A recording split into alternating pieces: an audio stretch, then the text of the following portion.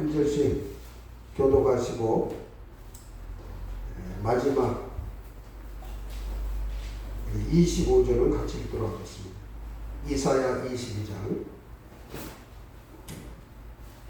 이것은 예루살렘에 대한 말씀입니다. 무슨 일인가? 어째서 모든 사람들이 옥상으로 올라가고 있는가? 흥청망청 젖들어대며 즐거워하던 성이여, 칼날에 죽임을 당한 것도 아닌데 내 백성이 죽어 쓰러졌구나. 너희 지도자들은 다 도망하여 화살 하나 쏘아보지 못하고 살포되었으며 멀리 도망한 자들도 붙잡혀 포로가 되고 말았다. 그러므로 나를 혼자 내버려두어 내 백성의 죽음을 슬퍼하며 통곡하게 하고 나를 위로하려 들지 말아라. 환상의 골짜기에 전능하신 여호와께서 작정하신 공포와 짓밟힘과 혼란의 날이 왔구나. 예루살렘 성벽이 무너지고 죽음의 소리가 산골짜기에 메아리 치고 있다. 엘람 사람들은 활과 화살을 가지고 전차가 말을 왔으며 기른 사람들은 방패를 들고 나갔다. 그러므로 유다의 아름다운 골짜기에 전차가 가득하고 마병은 예루살렘 성문 앞까지 늘어섰으니 이제는 유다의 모든 방어진이 무너지고 올라갔구나. 그러자 너희가 병기에서 무기를 끄집어내고 무너진 예루살렘 성벽에 수리할 곳을 찾으며 예루살렘의 모든 가옥을 조사하여 그 일부는 얼어서 그 돌을 성벽 수리하는 데 사용하고 또 충분한 물을 확보하기 위해 옛 연못에서 흘러내리는 물을 막을 저수지를 성 안에서 만들었다. 그러나 너희는 오래전에 이 모든 일을 계획하시고 이런 일이 일어나게 하신 하나님에게는 아무 관심도 쏟지 않았다. 그때 전능하신 주 여호와께서 너에게 통곡하고 슬퍼하며 머리를 밀고 굵은 삼배옷을 입으라고 하셨으나 오히려 너희는 기뻐하고 즐거워하며 소와 양을 잡아먹고 포도주를 마시며 내일 죽을 텐데 먹고 마시자 하였다. 전능하신 여호와께서 나에게 직접 말씀하셨다. 이 죄는 그들이 죽을 때까지 용서받지 못할 것이다. 이것은 전능한 나 여호와의 말이다. 전능하신 주 여호와께서 나에게 왕국 살림을 끈 샘난을 가서 이렇게 전하라고 말씀하셨다. 내가 여기서 무엇을 하고 있느냐? 내가 무슨 권리로 이 바위산에 네 무덤을 팠느냐? 나 여호와가 너를 단단히 붙들어 공처럼 말아싸서 광대한 나라에 던질 것이다. 내가 거기서 죽고 너의 화려한 마차도 거기 있을 것이며 너는 네 주인에게 수치가 될 것이다. 내가 너를 반직에서 쫓아내고 내 지위를 낮출 것이다. 그런 다음 내가 힐리야의 아들 내 종 엘리야김을 불러 그에게 내 반복을 입히고 내 길을 열어주고 내가 가졌던 모든 권한을 그에게 주겠다. 그는 예루살렘과 유다 사람들에게 아버지와 같은 자가 될 것이다. 또 내가 그에게 다윗 집안의 열쇠를 줄 것이니 그가 열면 닫을 사람이 없고 그가 닫으면 열 사람이 없을 것이다. 내가 옷을 받듯이 그의 위치를 확고하게 할 것이며 그는 자기 집안 사람들에게 최대의 자랑거리가 될 것이다. 그러나 그의 모든 지척들과 집안 사람들이 그에게 무거운 짐이 될 것이다. 그들은 마치 못에 걸린 크고 작은 그릇처럼 그에게 잔뜩 매달릴 것이다. 그렇게 되면 튼튼하게 박힌 그 못이 사가 부러져서 떨어질 것이며 거기에 매달린 모든 것이 그것과 함께 떨어지고 말 것이다. 여호와 나의 여호와의 말이다. 아멘. 우리가 성경을 보게 되면은 하나님께서는 이사야 선지자를 부르셔서 이스라엘 주변의 그 나라들을 경고를 하고 있습니다. 우리 한번 몇 군데를 찾아보겠습니다. 이사야 10장을 한번 보세요. 이사야 10장.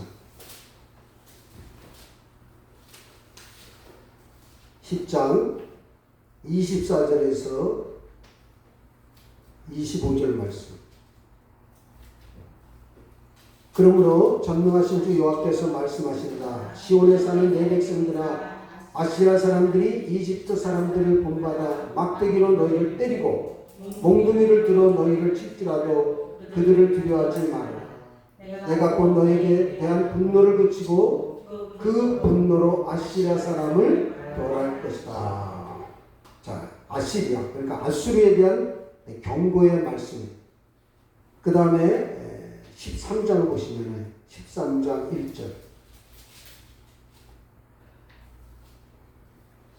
시작. 이것은 아모스의 아들 이사야가 바빌론에 대하여 하나님께 받은 말씀이다. 이게 바벨론에 대한 경고의 말씀.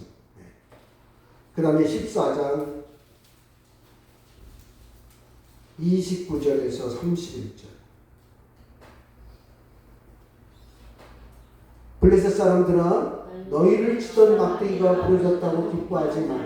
뱀이 죽어도 그보다 더 무서운 독사가 있고 독사보다 더 무서운 날아다니는 불뱀이 여호와께서는 자기 백성의 가난한 자들에게 목자가 되셔서 그들을 안전하게 살게 하실 것이며 너희 블레셋 사람들에게는 무서운 흉년이 들게 하여 살아남은 자가 없게 하실 것이다.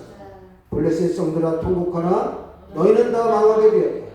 잘 훈련된 군인들이 북쪽에서 군대처럼 몰려오고 있다. 블레셋에 대한 경고의 말씀입니다. 뿐만 아니라 이제 모압에 대한 경고의 말씀에서 15장 1절. 이것은 모압에 대한 말씀이다. 하룻밤에 모압의 아르성과 길성이 망하여 황폐할 것이다. 쭉 이제 주변에 있는 나라에 대한 경고의 말씀을 하셨어요. 그래서 우리가 다 찾아볼 수는 없지만은 17장 1절에 보게 되면 다마스커스, 그러니까 다메섹에 대한 경고의 말씀. 그 다음에 18장 1절 2절에 보게 되면은 부수, 그러니까 다시 말해서 에티오피아에 대한 경고의 말씀. 그 다음에 19장 1절에 보게 되면 애굽에 대한 경고의 말씀. 21장에 보게 되면 에돔에 대한 경고의 말씀. 그리고 21장 13절에 보게 되면 아라비아에 대한 경고의 말씀. 이게 쭉 이제 나라가 이제 어려움을 당하게 되고 결국 그들은 이제 망하게 될 것이다. 이런 경고의 말씀을 하신 다음에 오늘은 예루살렘에 대한 경고의 말씀을 이사야 선지자를 통해서 하고 계십니다. 여러분 더우신가요? 괜찮습니까? 더우면 좀 에어컨 드시고요. 자, 예루살렘에 대한 경고의 말씀. 여러분, 예루살렘은 우리가 흔히 하나님의 도성이다 그렇게 말합니다. 그 주변에 있는 그런 나라들처럼 멸망을 받거나 심판을 받을 것이라고는 상상도 하지 못했어요. 이스라엘 주변의 나라들은 멸망을 당하지만은 예루살렘만큼은 하나님이 보호해 주셔서 영원토록 보존하게 될 것이다. 그렇게 생각을 했습니다. 그런데 하나님께서는 바로 이스라엘 주변의 나라들에 대한 경고를 하신 다음에 이번에는 바로 예루살렘에 대한 경고를 지금 말씀을 하고 계십니다. 하나님의 도성이라고 생각하는 이 예루살렘 성도 얼마든지 멸망받을 수 있고 심판을 받을 수 있다는 겁니다. 이것을 바로 이사야 선지자를 통해서 지금 경고하고 계신 겁니다. 그렇다면 하나님은 왜 예루살렘을 경고하고 있는지 그 내용을 우리가 알아야 되겠죠. 그래서 오늘은 바로 하나님께서 예루살렘에 대한 경고의 내용이 무엇인지 한번 알아보고 우리의 신앙의 교훈을 삼는 시간이 되기를 바라겠습니다. 한번 따라하실까요? 자, 하나님이 경고하신 이유는 첫 번째, 예루살렘이 향락과 세상 즐거움에 빠졌기 때문입니다. 자, 2절에서부터 4절을 다시 한번 읽겠습니다. 시작. 흥청망청 떠들어대며 즐거워하던 성이여, 칼날에 죽음을 당한 것도 아닌데 네 백성이 죽어 쓰러졌구나. 너희 지도자들은 다 도망하여 화살 하나 쏘아보지 못하고 생포되었습니다. 멀리 도망한 자들도 붙잡혀 포로가 되고 말았다. 그러므로 나를 혼자 내버려 두어 내 백성의 죽음을 슬퍼하며 애국하게 통곡하게 하고 나를 위로하려 들지 말아라. 여러분, 이 예루살렘은 바로 이스라엘의 신앙의 중심이죠. 그런데 그런 도시가 지금 심판을 받겠다 경고를 조금 하고 있습니다. 왜냐하면 이 예루살렘이 하나님보다도 향락과 세상 즐거움에 빠져 살았기 때문에 그렇습니다. 그러다 보니까 아수르가 지금 공복하려는 그런 위기를 지금 눈치를 채지를 못했어요. 그러다가 뒤늦게 그들은 자신들이 처한 위기를 깨닫게 됩니다. 이사야 선지자가 지금 이 경고의 말씀을 할 때는 바로 유다의 왕 므낫세 시대의 그런 상황입니다. 여러분, 므낫세는 바로 히스기야 왕의 아들이에요. 다윗을 최고의 왕으로 친다면은 그 다음에 칠 수 있는 왕이 누구냐면은 히스기야 왕이에요. 아주 훌륭한 왕이에요. 선한 왕입니다. 그런데 지금 어떻습니까? 그의 아들이 므낫세, 아주 악한 그런 왕이 바로 히스기야를 대신 이어가지고 지금 나라를 다스리고 있는 그런 상황입니다. 그런데 이 므낫세 시대의 나라는 상당히 경제적으로 발전했습니다. 그리고 아주 평화로운 그런 시대였어요. 죄송한데 저 에어컨 좀 하면서 틀어주세요. 네. 내가 좀 덥네요. 자, 므낫세 시대에 경제적으로 발전돼 있고 사람들이 아주 살기 좋은 그런 시대입니다. 그러다 보니까 사람들이 어떻습니까? 야, 모든 일이 잘 되어가고 있다. 이 모든 것은 하나님께서 우리나라를 도와주셨기 때문에 그렇다. 우리가 이렇게 행복하게 사는 것도 하나님이 도와주셔서 우리가 이렇게 행복하게 된 것이다. 그러면서 일생의 즐거움에 지금 취해 있는 그런 상황이에요. 이런 즐거움에 취해 있을 뿐만 아니라 사람들이 쾌락에 빠져 있어요. 그래서 13절을 보시면은, 자, 우리 한번 같이 읽겠습니다. 13절. 오히려 너희는 기뻐하고 즐거워하며 소와 양을 잡아먹고 포도주를 마시며 내일 죽을 텐데 먹고 마시지 않았다. 어차피 인생 짧은데 그냥 먹고 마시면서 즐기다가 죽는 거지 뭐. 응? 그렇게 인생의 즐거움에 빠져 있는 그런 시대입니다. 심지어는 내일 먹고 죽을 텐데 먹고 마시자. 이스라엘 백성들은 안일함과 방탕한 생활에 지금 푹 빠져 있는 상황이에요. 바로 그런 상황에 하나님께서 바로 이사야 선지자를 통해서 지금 경고의 말씀을 하고 있습니다. 그런데 이스라엘 백성들은 어떻습니까? 아니, 무슨 얘기를 그렇게 하십니까? 모든 일이 지금 잘 되고 있지 않습니까? 모든 일이 평안한데 무슨 헛소리를 하십니까? 뭐 하나님이 우리를 어떻게 한다고요? 우리를 더 이상 어렵게 만들지 마십시오. 우리를 괴롭게 하지 마십시오. 이사야 선지자의 그런 경고의 말씀을 헛웃음 쉬면서 바로 인생을 즐기고 있었어요. 이렇게 인생을 즐기면서 쾌락에 빠져서 모든 것이 잘 되고 있다고 생각하면서 먹고 마셨던 그 상황을 2절에 이렇게 기록하고 있습니다. 2절 다시 한번 보세요. 흥청망청 떠들어대며 즐거워하던 성이요. 흥청망청 떠들어대며 즐거워하던 성이요. 이렇게 표현하고 있습니다. 자, 이렇게 이스라엘 백성들이 허랑방탕한 생활을 하고 있을 때 바로 북쪽에 있는 아수르가 이스라엘을 쳐들어오게 된 것. 모든 것이 잘 되어가고 있다. 모든 것이 평안하다. 그런데 갑자기 국제 정세가 변해가지고 아수르가 군대를 몰고 지금 이스라엘을 쳐들어오면서 일부 지방은 이미 점령이 되었고 이제 예루살렘 성도 풍전등화의 위기에 처해 있는 지금 그런 상황이에요. 세상에 취해가지고 모든 것이 평안하다, 모든 것이 잘 돼가고 있다, 이렇게 생각하면서 살았는데, 아니 갑자기 국제 정세가 변하면서 아수르가 지금 쳐들어오고 있습니다. 그러고 나서 이제 호들갑을 떠는 거예요. 야, 이거 큰일 났다.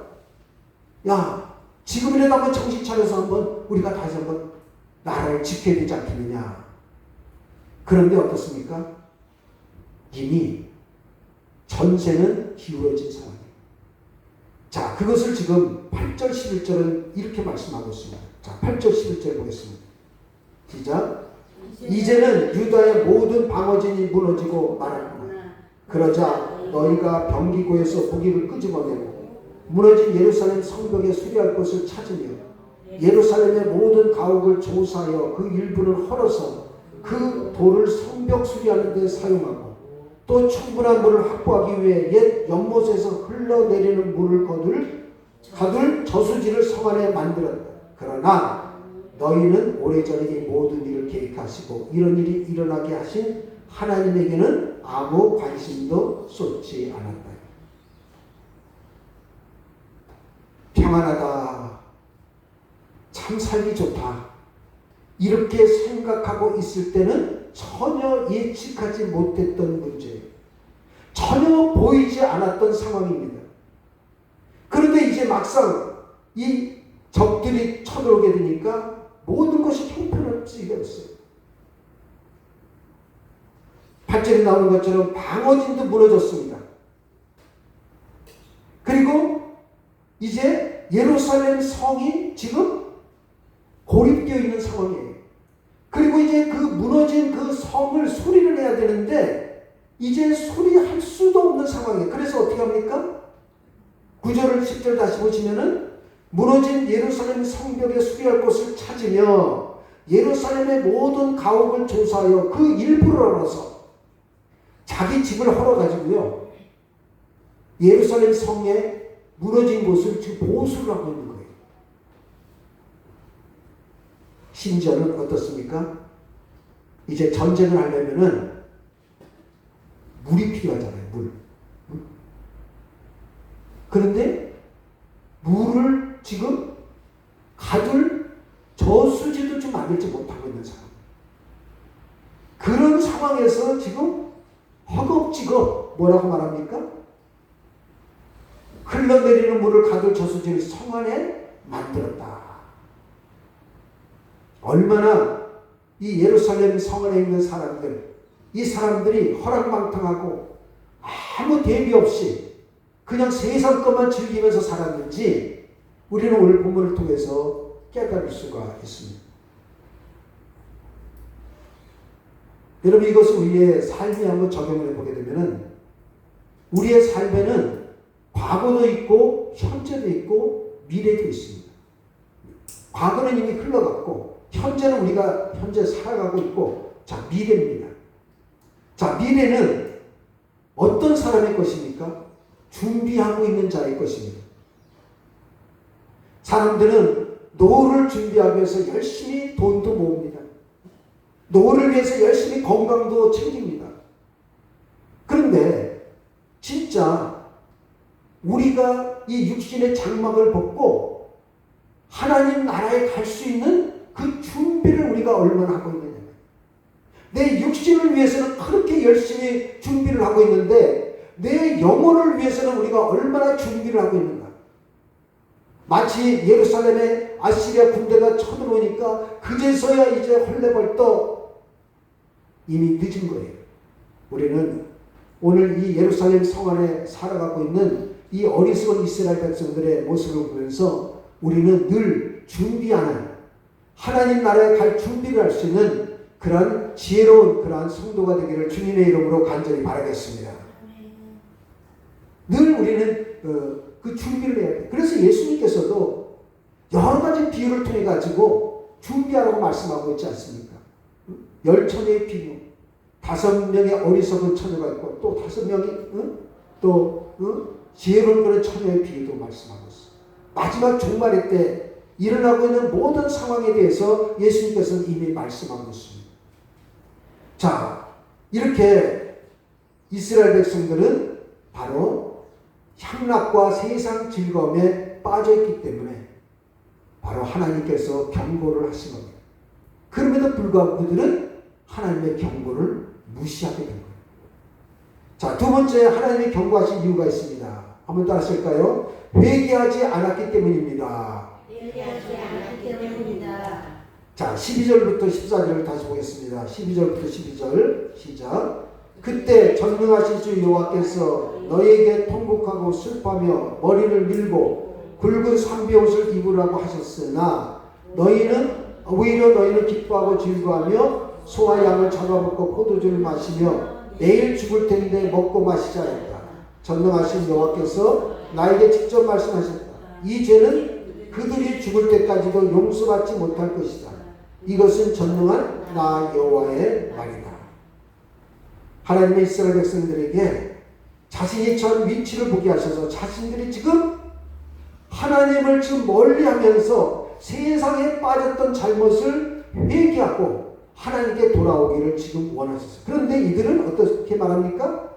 내일 죽을 텐데 먹고 마시며 즐기자. 이왕 죽을 바에 먹는 거 실컷 먹고 마실 거 실컷 마시고 즐길 거 실컷 즐기다가 죽자 이 말이에요. 여러분, 하나님을 의식하지 않으니까 하나님은 보이지 않고 눈앞의 순간만 보고 살아가게 됩니다. 눈앞에 보이는 순간. 여러분, 오늘날 사람들이 살아가고 있는 이 모습을 한번 보실까요? 가만히 보십시오. 눈앞에 보이는 그 순간의 쾌락을 쫓아갑니다. 오늘만 그래도 즐거우면 돼. 나만 행복하면 돼. 여러분, 이게 바로 막 가는 인생의 모습입니다. 그래서 하나님은 이런 죄악을 뭐라고 말씀하고 있습니까? 죽을 때까지 용서받지 못할 것이다. 하나님이 이렇게 경고를 주셨는데 깨닫지 못하는 거예요. 즐길 거. 오늘 이렇게 계속 즐겨. 어차피 죽을 거. 무서운 말씀이죠. 너는 죽을 때까지 절대로 용서받지 못한다. 여러분, 우리 주변에 한번 사람들 보실까요? 있습니다. 많이 있어요. 아이, 어차피 죽을 거.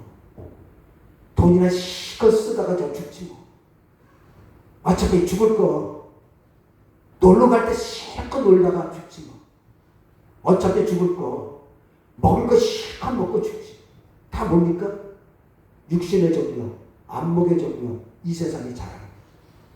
가장 멀리해야 될 죄악입니다. 육신의 정욕, 안목의 정욕, 이 세상의 자랑. 여러분, 하나님의 백성이 하나님의 백성으로서의 삶을 살아가려면 어떤 자세를 가져야 되느냐? 한번 따라 하실까요? 하나님은 창조주시고 나는 피조물입니다. 다시 말해서 하나님의 주권을 인정하는 거예요.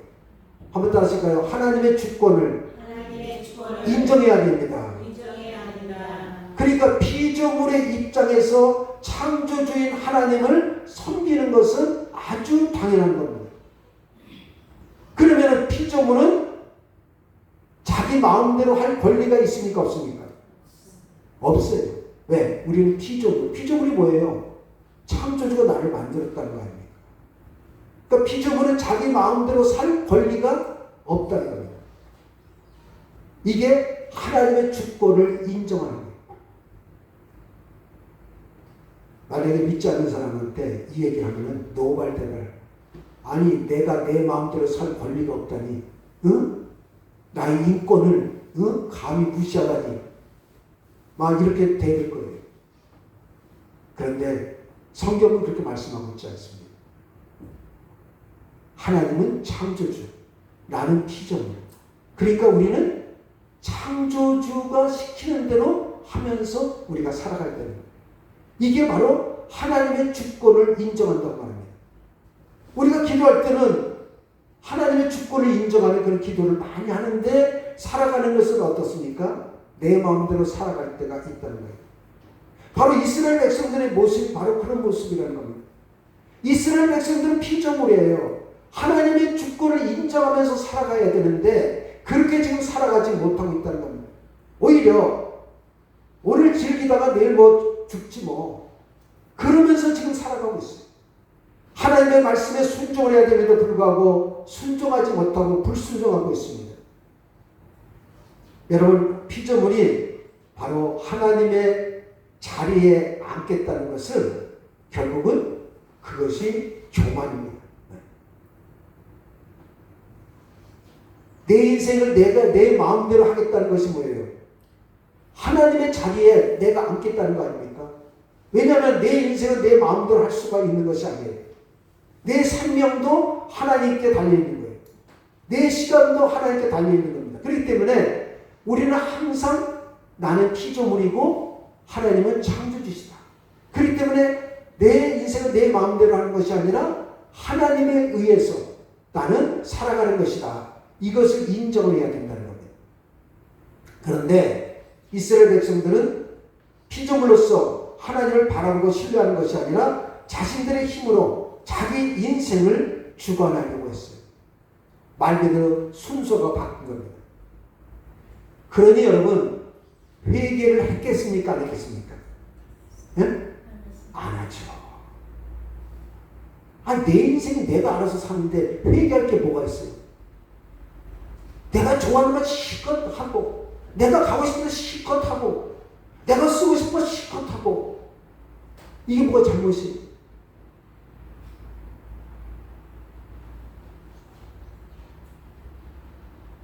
그런데 하나님은 뭐라고 말씀하고 있습니까? 이제는 죽을 때까지 용서받지 못하면, 여러분, 하나님의 주권을 인정하지 않는 죄는 죽을 때까지 용서받지 못하는 거예요. 참 무서운 말씀이죠. 여러분, 예루살렘이 멸망받지 않고 심판받지 않으려면 바로 하나님의 주권을 인정했어야 됩니다. 하나님께 돌아가는 거예요. 그런데 이스라엘 백성들은 하나님께로 돌아가지 않았습니다. 바로 그냥 내일 죽을 텐데 먹고 마시자면서 그렇게 살았어요. 그래서 하나님께서 이사야 선지를 통해서 지금 경고의 메시지를 보내고 있는 겁니다. 그 다음에 세 번째 경고의 메시지를 보내신 이유가 있습니다.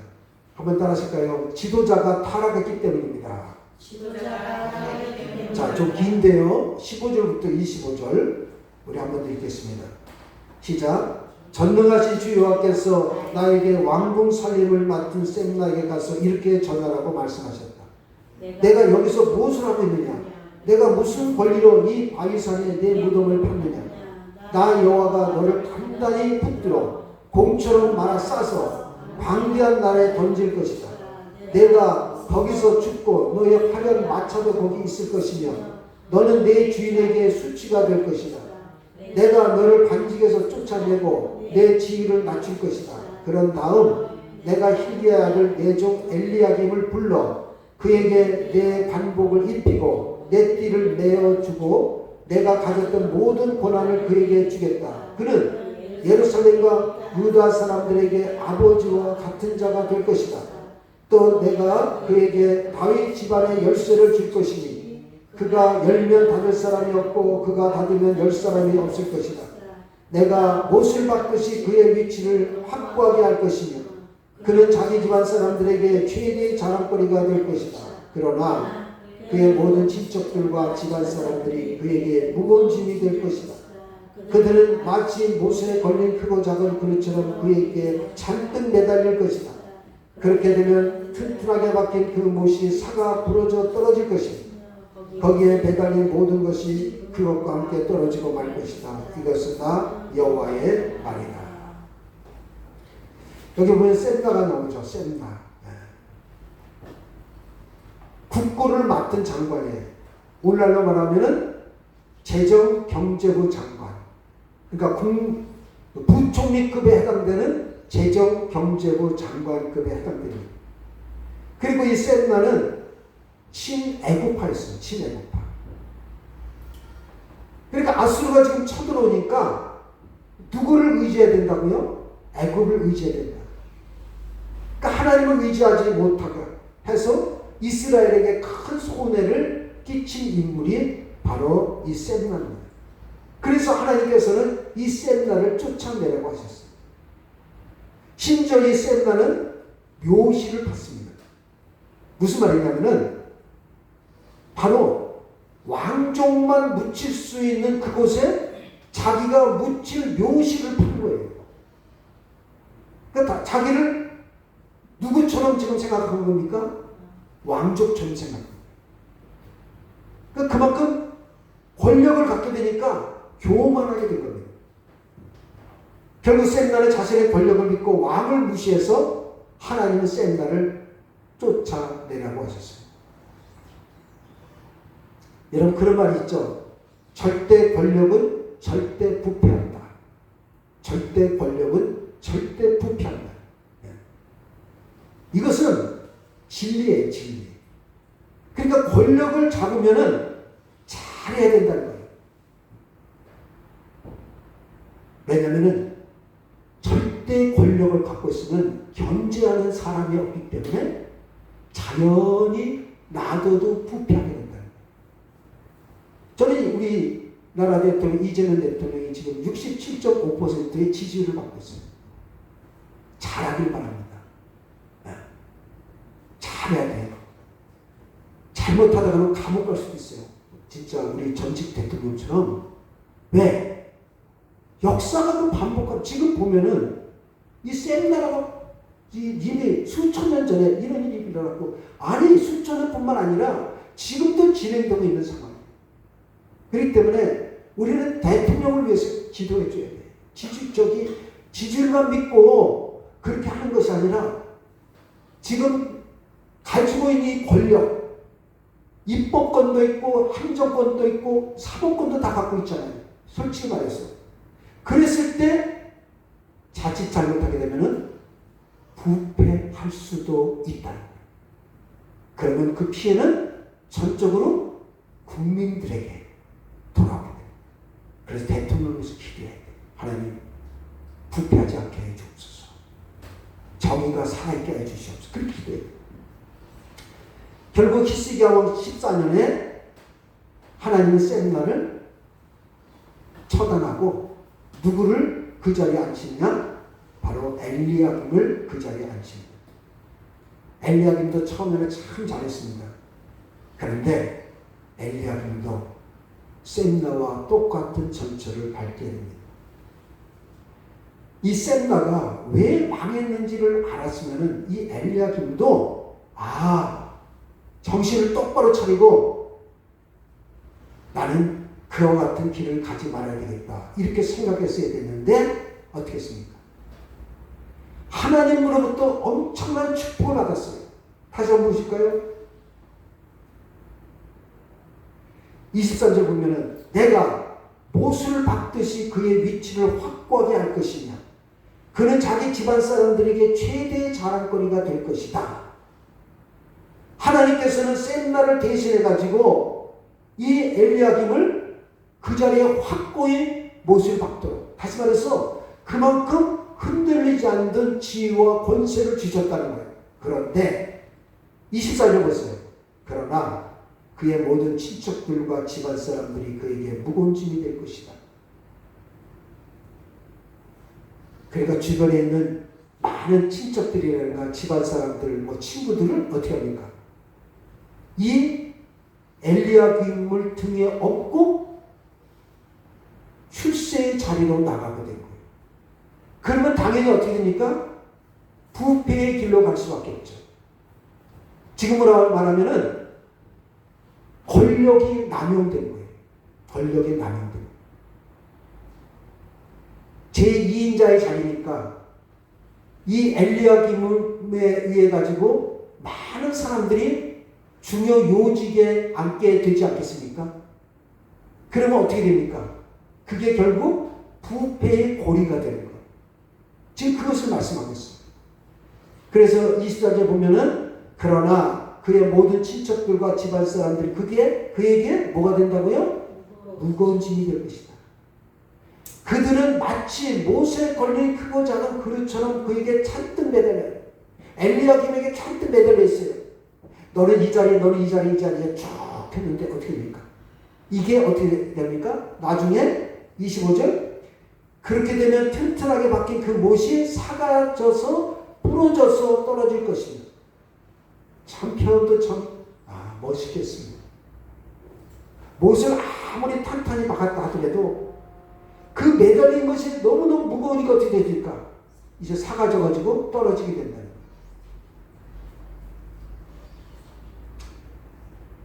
오늘은 바로 하나님이 경고하신 세 가지 이유에 대해서 우리가 말씀을 나눴습니다. 특별히 나라가 망하게 되는 세 가지 요소. 첫 번째 따라하실까요? 허영과 쾌락입니다. 예루살렘은 하나님의 도성이에요. 예루살렘 성전이 있는 곳입니다. 그런데 어떻습니까? 그것이라 하더라도 그 안에 있는 사람들이 쾌락과 즐거움에 빠져 있으면 하나님의 심판을 피할 수가 없게 된다는 겁니다. 우리는 그래서 지금 이 시대를 살아가고 있는 사람, 뭐 경제되고 뭐 어쩌고 저쩌고 좋습니다. 중요한 건 뭡니까? 아무리 경제적으로 발전한다 하더라도 영적으로 부패하게 되면 그 나라는 망하게 됩니다. 망하게 됩니다. 우리는 나라의 경제를 위해서도 기도해야 되겠지만 하나님, 이 나라가 우리 그리스도인들이 영적으로 부패하지 않도록 하나님 붙들어 주시옵소서. 이렇게 기도해야 돼요. 두 번째는 불신앙입니다. 그들은 먹고 마시고 즐기자 하면서 자신들에게 다가오는 위급한 상황을 깨닫지는 못했어요. 그래서 하나님은 그들에게 회개할 기회를 주셨지만 그들은 그 회개의 기회를 결국 버리고 말았습니다. 그래서 하나님은 심판을 면할 수밖에 없었어요. 여러분, 하나님은 여러 가지 기회를 주시는데 주시는 그 기회 중에 회개의 기회가 있습니다. 여러분, 하나님께서 죄인인 우리들을 말 그대로 그냥 지옥으로 보내려면 얼마든지 보낼 수가 있어요. 그런데 왜 예수 그리스도를 이 땅에 보내주셔가지고 우리에게 그와 같은 구원의 길을 열어주셨습니까? 우리에게 기회를 주신 거예요. 지금도 여러분 이 땅에 살아가면서 그런 기회가 주어졌음에도 불구하고 그 기회를 활용하지 못하고 영원한 저 지옥으로 달려가고 있는 영혼들, 하나님 그 영혼들을 위해서 우리가 기도를 해야 됩니다. 하나님께서 우리에게 기회를 주셔서 우리가 예수를 믿고 예수 그리스도 안에서 우리에게 구원의 은혜를 베풀어 주셨는데 아직도 그 기회가 있음에도 불구하고 그 기회를 찾지 못하고 깨닫지 못하고 그저 세상에 즐기는 것, 돈과 명예와 권력과 건강만 찾다가 영원한 지옥으로 떨어져가는 그 불쌍한 영혼들, 그 기회를 잃어버리지 않게 주님 도와주시옵소서. 이렇게 우리는 기도해야 됩니다. 세 번째는 바로 지도자의 타락이에요. 오늘 두 사람이 나오죠. 셈나와 그리고 엘리야김. 그는 세상으로부터 얻을 수 있는 부귀영화 다 받았어요. 권력. 그런데 그것을 잘못 사용했어요. 부패하다 보니까 결국은 그 예루살렘이 바로 하나님의 심판을 받을 수밖에 없었어요. 여러분, 그래서 절대 권력은 절대 부패한다. 우리는 지도자를 위해서 기도를 해야 됩니다. 여러분, 오늘 세 가지 하나님이 경고하신 세 가지 이유가 있습니다. 향락과 세상의 즐거움에 빠졌기 때문에, 그리고 회개하지 않았기 때문에, 그리고 지도자가 타락했기 때문에 우리는 늘 이 세 가지를 기억하면서 우리의 그런 삶뿐만 아니라 우리의 가정과 교회와 이 나라가 진정으로 하나님이 경고하실 때 그 경고를 우리가 잘 받고 진정으로 하나님 앞에서 멀어지지 않도록 늘 하나님의 말씀에 우리가 순종할 수 있는 우리 모두가 다 되시기를 주님의 이름으로 간절히 바라겠습니다. 기도하겠습니다. 하나님, 예루살렘은 하나님의